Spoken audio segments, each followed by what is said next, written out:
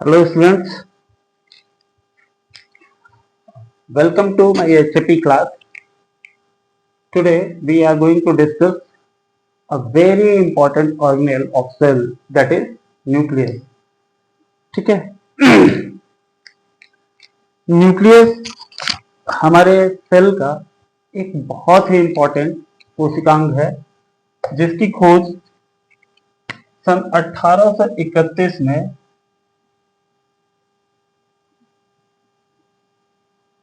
Robert brown ने की थी. ठीक है. बेसिकली हम न्यूक्लियस को ब्रेन ऑफ सेल कहते हैं या डायरेक्टर कंट्रोल ऑफ सेल कहते हैं. कई बार ये मल्टीपल चॉइस टाइप क्वेश्चन आ जाता है कि brain of cell is known as. ठीक है. कोशिका का मस्तिष्क किसे कहते हैं? आपके पास ऑप्शन 1 2 3 4 आ जाएंगे. ठीक. इस तरीके से 4 ऑप्शन आ जाएंगे. उसमें कहीं एक जगह न्यूक्लियस लिखा होगा तो आपको न्यूक्लियस पे टिक करना है. ठीक है. तो ब्रेन ऑफ सेल हम न्यूक्लियस को बोलते हैं. न्यूक्लियस को हिंदी में केंद्रक बोलते हैं. तो आज डिस्कस करना है हमको न्यूक्लियस. ठीक. इतना तो मालूम चल गया कि सन 1831 में रॉबर्ट ब्राउन ने न्यूक्लियस की खोज की थी. ठीक. न्यूक्लियस को मस्तिष्क बोलते हैं, कोशिका का मस्तिष्क या कंट्रोलर या डायरेक्टर ऑफ सेल. ठीक. अब समझते हैं कि हम लोग पिछली क्लास में ये डिस्कस कर चुके हैं कि जो सेल्स होती हैं वो हमारे शरीर की बॉडी की स्ट्रक्चरल एंड फंक्शनल यूनिट होती हैं.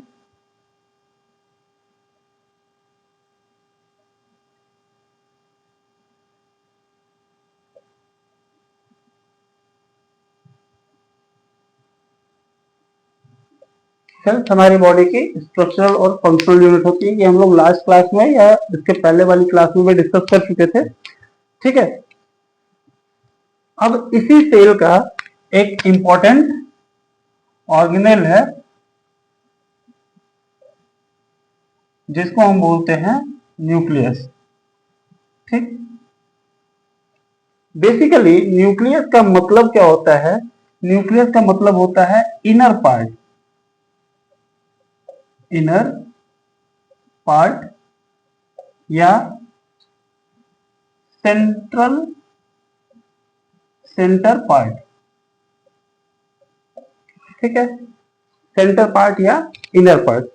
होता क्या है कि ये सपोज कीजिए ये हमारी एक सेल है. ठीक. सेल में ये वाला जो पोर्शन है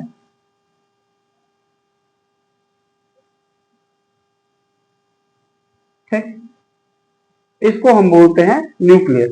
ये ऑलमोस्ट सेंटर में होता है या सेंटर के पास होता है. अगर मान लीजिए ये सेंटर है न्यूक्लियस का तो ये सेंटर पे होगा या सेंटर के पास होगा. कई बार ऐसा होता है कि ज्यादातर प्लांट के सेल में नंबर ऑफ वैक्यूल्स ज्यादा होती हैं. तो इन वैक्यूल्स की वजह से ये थोड़ा सा शिफ्ट हो जाते हैं और ये हमारे सेल मेम्ब्रेन की साइड में किसी एक साइड में शिफ्ट हो जाते हैं. लेकिन एनिमल सेल में ये सिमेट्रिकली सेंटर में होते हैं. ठीक. अगर सेंटर में होते हैं तो हम इनको बोलते हैं न्यूक्लियस. अगर हमारा सेंटर में है तो इसको सेंट्रिक न्यूक्लियस बोलते हैं और अगर सेंटर में नहीं है तो इसको एसेंट्रिक न्यूक्लियस बोलते हैं. ठीक है. अगर सेंटर में है तो सेंट्रिक न्यूक्लियस और अगर सेंटर में नहीं है तो असेंट्रिक न्यूक्लियस. ठीक है. अब बात करते हैं कि हमारे बॉडी में कुछ सेल्स होती हैं, जैसे हम पिछले माइटोकॉन्ड्रिया में पढ़े थे कि जो हमारे बॉडी की आरबीसी होती है माइटोकॉन्ड्रिया, उसमें कितने होते थे? 0. ठीक. तो जो आरबीसी होती है, आरबीसी, इसमें न्यूक्लियस नहीं होता है, नील होता है. ठीक. इसमें न्यूक्लियस नील होता है यानी कि 0 होता है. लेकिन कुछ सेल्स ऐसी भी होती हैं जिनमें न्यूक्लियस एक से ज्यादा होते हैं, 2 या 3 हो सकते हैं. ऐसे सेल्स को हम बोलते हैं ऑस्टियोब्लास्ट.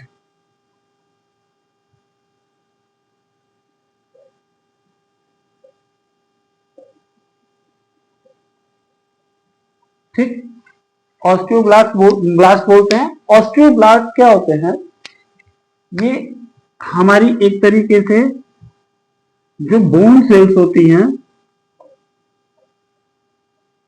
ठीक है, ऑस्टियो का मतलब होता है बोन, ठीक, और जो बोन सेल्स होती हैं उनको ब्रेक करने वाली सेल्स को हम बोलते हैं ऑस्टियोब्लास्ट।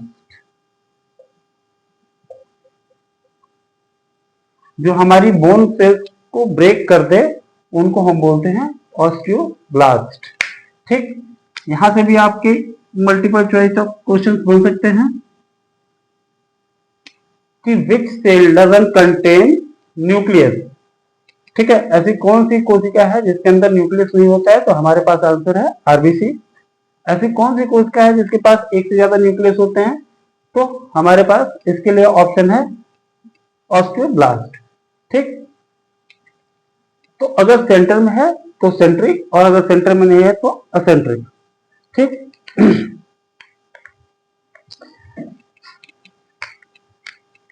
ग्रीक लैंग्वेज में हम न्यूक्लियस को कैरियन कहते हैं।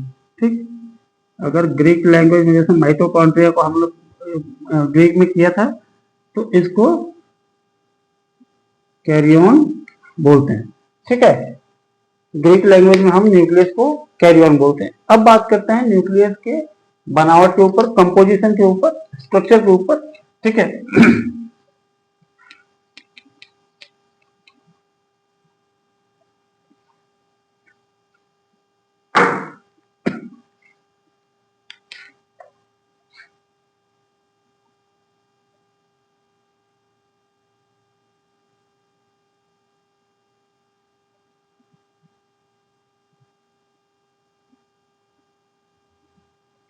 ठीक, स्ट्रक्चर ऑफ न्यूक्लियस या हम एनाटॉमी ऑफ न्यूक्लियस पढ़ेंगे। ठीक, तो जैसा कि हम पिछले क्लास में पढ़ चुके हैं कि प्लाज्मा मेम्ब्रेन हमारी क्या होती है, फॉस्फोलिपिड की बनी हुई बाइलेयर होती है। ठीक, अब मेम्ब्रेन का काम क्या होता है, जैसे ये हमारी एक सेल है, ठीक, ये सेल है, ये हमारी प्लाज्मा मेम्ब्रेन होगी। इसको हम मैग्नीफाई करके देखें तो हमारी प्लाज्मा मेम्ब्रेन इस तरीके से थी।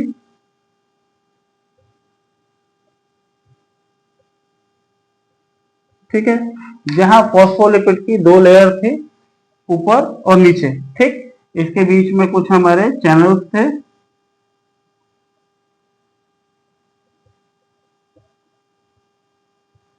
ठीक, सेम उसी तरीके से जो हमारा न्यूक्लियस होता है, इस न्यूक्लियस के अंदर भी मेम्ब्रेन होती है। ठीक, इस न्यूक्लियस में भी मेम्ब्रेन है। तो यहाँ पे हम देख सकते हैं कि ये जो न्यूक्लियस है, न्यूक्लियस की जो बनावट है, इस बनावट में हम देख सकते हैं कि एक हमारा ये वाला पोर्शन, ठीक, ये वाला मेम्ब्रेन और एक ये मेम्ब्रेन, यानी कि 2 मेम्ब्रेन है। तो हम इसको सीधा लिख देंगे double membrane bond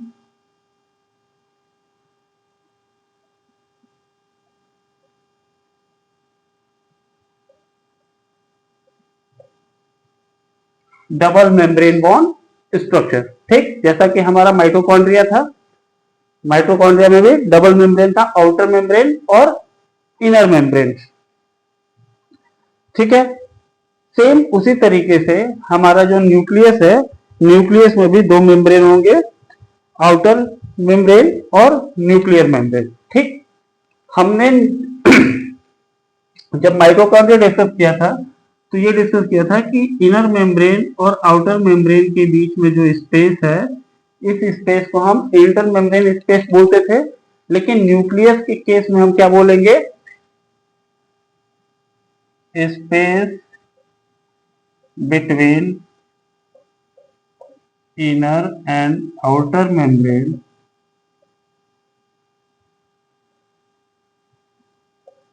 is known as. ठीक है, इसके बीच में जो स्पेस होता है उस स्पेस को भी हम क्या बोलते हैं, इस स्पेस को हम बोलते हैं perinuclear space, is called as peri nuclear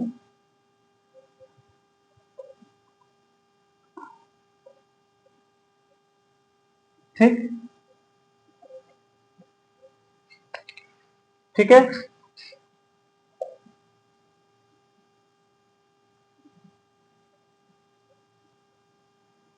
peri nuclear space. ठीक, आगे बढ़ते हैं। हम देख सकते हैं कि ये जो मेम्ब्रेन है, आउटर मेम्ब्रेन, इनर मेम्ब्रेन, ये बीच बीच से ब्रेक है। ठीक है, इसके बीच में गैप है। इस गैप को हम बोलते हैं न्यूक्लियर पोर। क्या बोलते हैं? Nuclear pore. Nuclear pore responsible किसके लिए होते हैं? ट्रांसपोर्टेशन के लिए।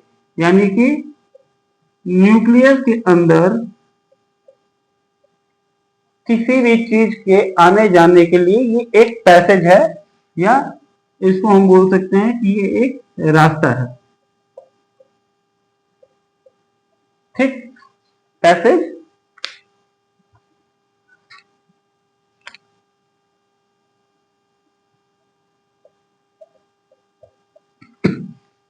ठीक, इसके बाद देखते हैं कि ये जो आउटर मेम्ब्रेन है, ये आउटर मेम्ब्रेन हमारा कंटिन्यूटी में क्या बनाता है? Smooth endoplasmic reticulum. ठीक, आउटर मेम्ब्रेन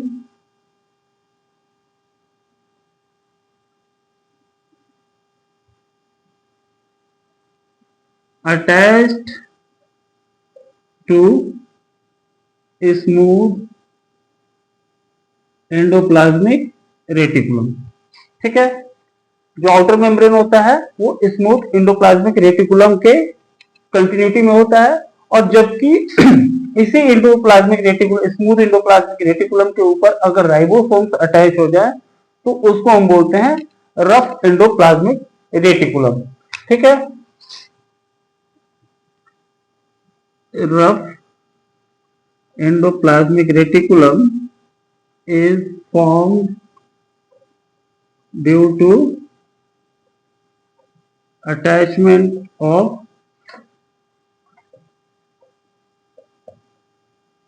राइबोसोम।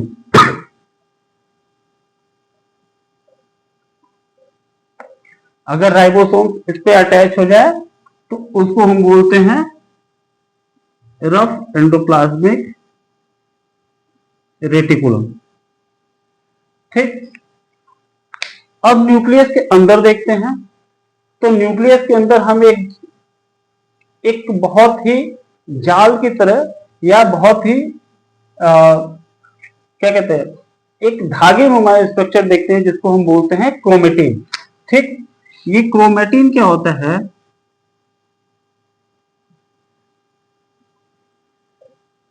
ये क्रोमेटिन क्या होता है? क्रोमेटिन हमारा जो होता है वो डीएनए और हिस्टोन प्रोटीन से मिलके बना होता है। ठीक, क्रोमेटिन जो होता है वो डीएनए और हिस्टोन प्रोटीन का बना होता है। इसके अलावा ये हमारा क्या काम करता है? ये हमारी हेरिडिटरी कैरेक्टरिस्टिक को एक जनरेशन से दूसरे जनरेशन में शिफ्ट करता है।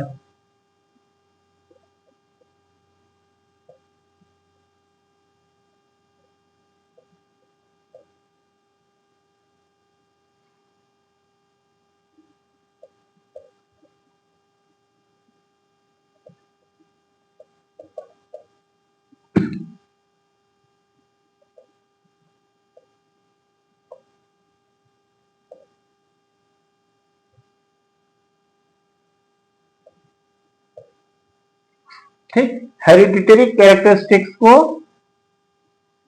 एक जनरेशन से दूसरे जनरेशन में ट्रांसफर करता है या शिफ्ट करता है। ठीक, इसके अलावा आप देख सकते हैं कि हमारे न्यूक्लियस के अंदर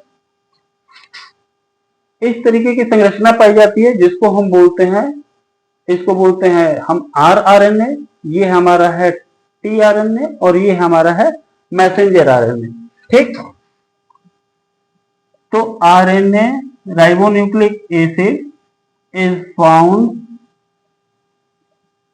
in form of ribosomal RNA,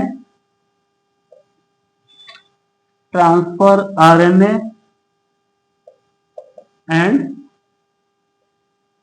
messenger RNA, इस फॉर्म में हमारा इसके अंदर राइबोन्यूक्लिक एसिड पाया जाता है। ठीक है,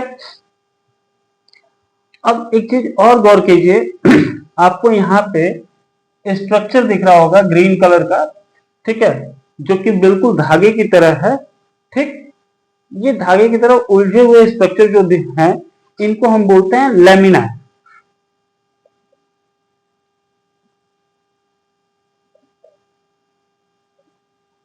लेमिना क्या होता है? लेमिना एक तरीके से हमारे न्यूक्लियस के साइटोस्केलेटन है, जैसे हम सेल्स में साइटोस्केलेटन पढ़े थे, उसी तरीके से न्यूक्लियस के अंदर एक साइटोस्केलेटन के जैसा ही लेमिना पाया जाता है, जो कि प्रोटीन का बना होता है, लेमिन प्रोटीन का। ठीक है, इस वजह से इसका नाम लेमिना पड़ा। ठीक, लेमिन प्रोटीन का बना होता है, और ये किसका काम करता है? हमारी सेल को शेप देने का, इसलिए हम इसको बोलते हैं cytoskeleton of nucleus, cytoskeleton of nucleus. ठीक, तो ये हमारा एक तरीके से इसकी पूरी की बनावट हो गई। ठीक है, क्या क्या मिलता है हमको, एक बार फिर से कवर कर लेते हैं। न्यूक्लियस जो होता है वो हमारा डबल मेम्ब्रेन का स्ट्रक्चर होता है, डबल मेम्ब्रेन बॉन्ड स्ट्रक्चर, जिसमें इनर मेम्ब्रेन और आउटर मेम्ब्रेन। कॉमनली इन दोनों को हम क्या बोलते हैं? Nuclear envelope. ठीक है, न्यूक्लियर इन्वलप, इसके बाद जो इनर मेम्ब्रेन और आउटर मेम्ब्रेन के बीच में स्पेस होता है, उसको हम बोलते हैं पेरीन्यूक्लियर स्पेस। ठीक, दूसरी चीज है कि हमको यहाँ पे जो हमारे न्यूक्लियर इन्वलप है, इस इन्वलप के बीच में एक और दूसरे के बीच में आपको एक गैप दिखता है, गेट दिखता है, जिसको हम बोलते हैं न्यूक्लियर पोर। वो क्या काम करते हैं कि जो प्रोटीन बाकी और प्रोटीन के, कार्बोहाइड्रेट के जो भी हमारे न्यूट्रिएंट्स हैं, उनके ट्रांसपोर्टेशन के लिए ये रिस्पॉन्सिबल होते हैं, गेट का काम करते हैं। ठीक, इसके बाद हम देखते हैं कि जो हमारा आउटर मेम्ब्रेन है न्यूक्लियर इन्वलप का, ये आगे कंटिन्यूटी में हमारे इंडोप्लाज्मिक रेटिकुलम को बनाता है। अगर इंडोप्लाज्मिक रेटिकुलम के ऊपर राइबोसोम्स नहीं है तो उनको हम स्मूथ इंडोप्लाज्मिक रेटिकुलम कहते हैं, अगर राइबोसोम्स हैं तो उसको हम रफ एंडोप्लाज्मिक रेटिकुलम कहते हैं। एक हमको धागेनुमा स्ट्रक्चर दिखता है, जिसको हम बोलते हैं क्रोमेटिन। क्रोमेटिन क्या होता है? क्रोमेटिन जो होता है वो डीएनए और हिस्टोन प्रोटीन का बना होता है। ठीक, अब ये जो डीएनए और हिस्टोन प्रोटीन का स्ट्रक्चर है, जिसको हम क्रोमेटिन बोल रहे हैं, ये क्रोमेटिन हमारे एक जनरेशन से दूसरे जनरेशन में जो हमारे कैरेक्टरिस्टिक्स है उनको ट्रांसफर करने का काम करता है। ठीक, हमारे न्यूक्लियस के अंदर जो आरएनए पाए जाते हैं वो हमारे राइबोसोमल आरएनए, ट्रांसफर आरएनए और मैसेंजर आरएनए के फॉर्म में पाए जाते हैं। ठीक है, फिर इसके बाद एक हमारे न्यूक्लियस के अंदर स्ट्रक्चर प्रोवाइड करने के लिए साइटोस्केलेटन होता है, जिसको हम लेमिना कहते हैं। ठीक है, इतने में किसी को कोई दिक्कत तो नहीं है?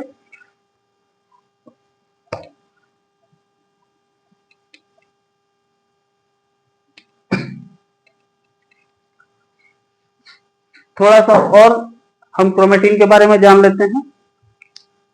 जो क्रोमेटिन है, अभी हमने डिस्कस किया कि क्रोमेटिन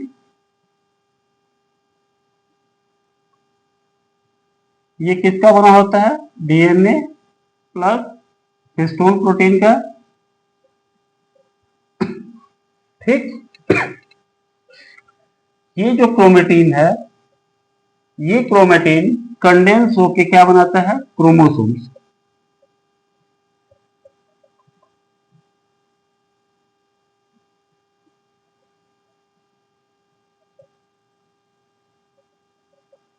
कंडेंस का मतलब क्या होता है? बहुत ही जटिल हो जाना, या बहुत ही टाइट हो जाना, उसको हम बोलते हैं कंडेंसेशन। ठीक है, जहां पे संघनित हो जाती है चीजें, जहां पे उनके इंट्रामोलिकुलर स्पेस कम हो जाता है, उस कंडीशन को हम बोलते हैं कंडेंसेशन। ठीक, अब नॉर्मल फेज में तो हमारा क्रोमेटिन एज इट इज रहता है, लेकिन जैसे ही सेल डिवीजन में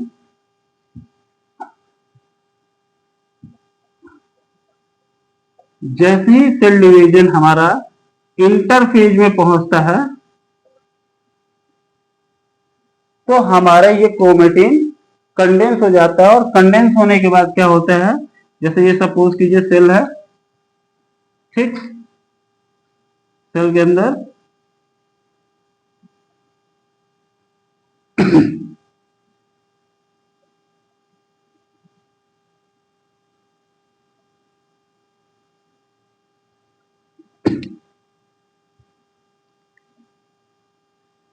ठीक है, ये न्यूक्लियस के अंदर जो क्रोमेटिन है वो इस तरीके से कंडेंस होके क्रोमोसोम्स के फॉर्म में तैयार हो जाता है। ये कब होता है, जब हमारा इंटरफेज स्टार्ट होता है। ठीक, तो इंटरफेज के स्टार्ट होने पे क्रोमेटिन कंडेंस होके क्या बना लेता है, क्रोमोसोम।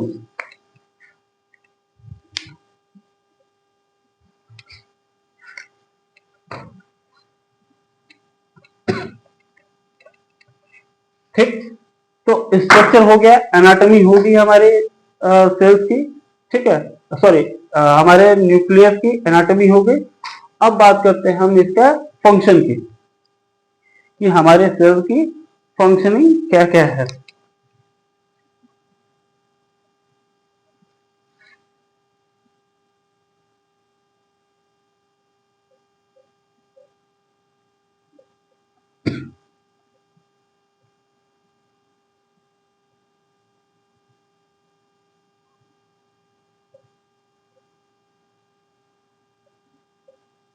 न्यूक्लियस का फंक्शन क्या क्या है। ठीक, तो सबसे पहले न्यूक्लियस का फंक्शन हम देखते हैं, तो हमको मालूम चलता है कि सबसे पहले न्यूक्लियस हमारा जितनी भी सेल की एक्टिविटी है उसको कंट्रोल करता है। तो control of cellular metabolism, cell की जितनी भी क्रियाएं हैं वो कहां से कंट्रोल होती हैं, हमारा न्यूक्लियस जो है सेल्यूलर मेटाबॉलिज्म को कंट्रोल करता है। ठीक है, दूसरा काम क्या है इसका, इसके अंदर जो क्रोमेटिन होता है, ये क्रोमेटिन हमारा इंटरफेज में जाके क्रोमोसोम बनाता है। क्रोमोसोम क्या करता है, क्रोमोसोम आगे जाके डीएनए का रेप्लिकेशन करता है। तो इसको हम सीधा सीधा लिख सकते हैं कि डीएनए रेप्लिकेशन, डीएनए रेप्लिकेशन भी हमारे न्यूक्लियस का ही काम है, फंक्शन है। ठीक, तीसरा जीन एक्सप्रेशन,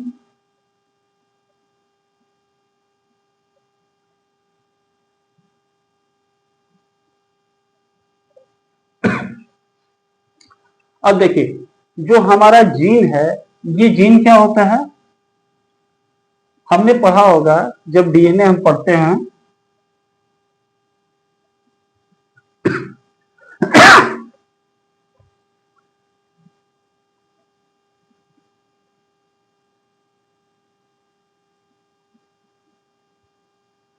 जब हम डीएनए पढ़ेंगे तो हमको इस तरीके से पढ़ने को मिलता है कि इसमें कुछ पायरिमिडीन बेस होते हैं, कुछ प्यूरिन बेस होते हैं। ठीक,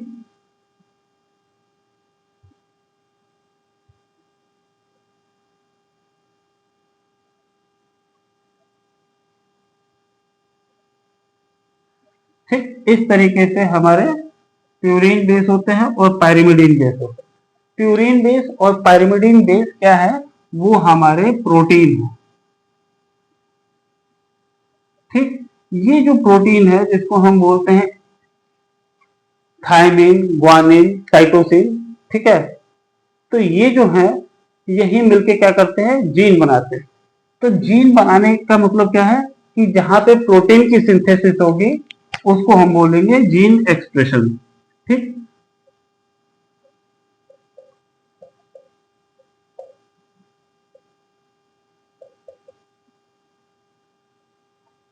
जीन्स बनाने के लिए क्या करते हैं, प्रोटीन की सिंथेसिस करते हैं, जिससे कि हमारा जीन बनता है और वो किसी एक कैरेक्टरिस्टिक के लिए हमारे शरीर के अंदर रिस्पॉन्सिबल होते हैं। ठीक है,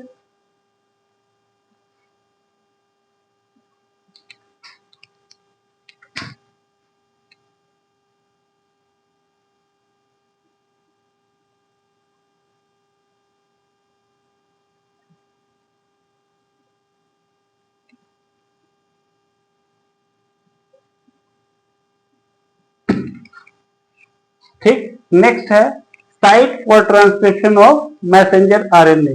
ये जो हमारा मैसेंजर आरएनए है, इसको आगे क्या मैसेज लेके जाना है, उसकी कोडिंग यही न्यूक्लियस के अंदर ही होती है। इसलिए बोलते हैं कि जो मैसेंजर आरएनए है उसकी कोडिंग न्यूक्लियस के अंदर होती है। तो न्यूक्लियस का एक काम ये भी हो गया।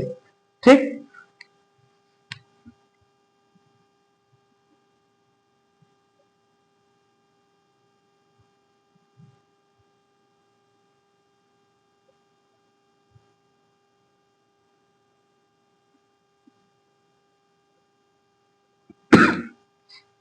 नेक्स्ट है साइट फॉर राइबोसोम सिंथेसिस।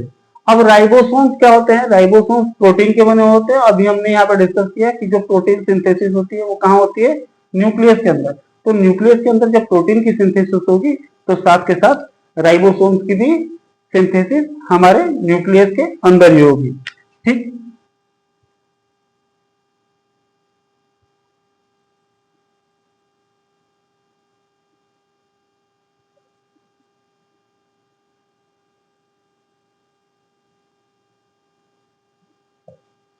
ठीक है।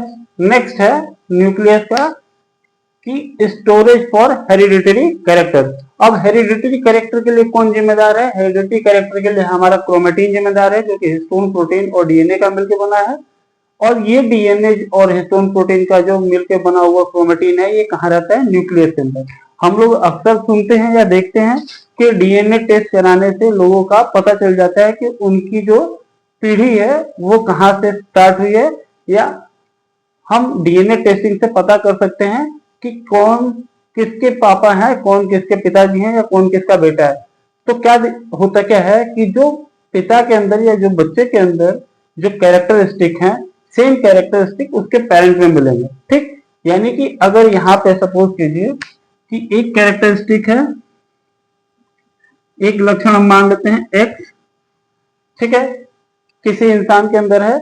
अगर उसके डीएनए की हम टेस्टिंग करते हैं तो उसके गार्जियन में या उसके पेरेंट्स में भी वही कैरेक्टरिस्टिक आपको देखने को मिलेगा, क्योंकि दोनों का डीएनए सेम है। तो सेम डीएनए होने की वजह से ये हमारा न्यूक्लियस जब डीएनए को स्टोर करता है, यानी जब डीएनए को अपने अंदर रखता है, स्टोर करता है, दैट मीन्स कि वो हमारे जेनेटिक इंफॉर्मेशन को भी अपने पास स्टोर कर रहा है या कलेक्ट कर रहा है।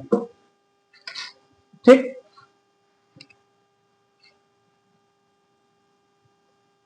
तो न्यूक्लियस के बारे में इतना बहुत है, काफी है। हम आगे की क्लास में न्यूक्लियस सेल का एक और ऑर्गेनेल डिस्कस करेंगे, जिसको हम बोलते हैं गोल्जी कॉम्प्लेक्स या गोल्जी एपैरेटस। ठीक है, अभी उम्मीद है कि आपको न्यूक्लियस में कोई डाउट नहीं होगा। अगर फिर भी कोई डाउट है तो आप अपने डाउट को हमें कमेंट सेक्शन में भेज सकते हैं। अगर आपको वीडियो अच्छी लगी तो लाइक करें और शेयर करें। तब तक अपना ख्याल रखिए, स्वस्थ रहिए, मस्त रहिए। Thank you.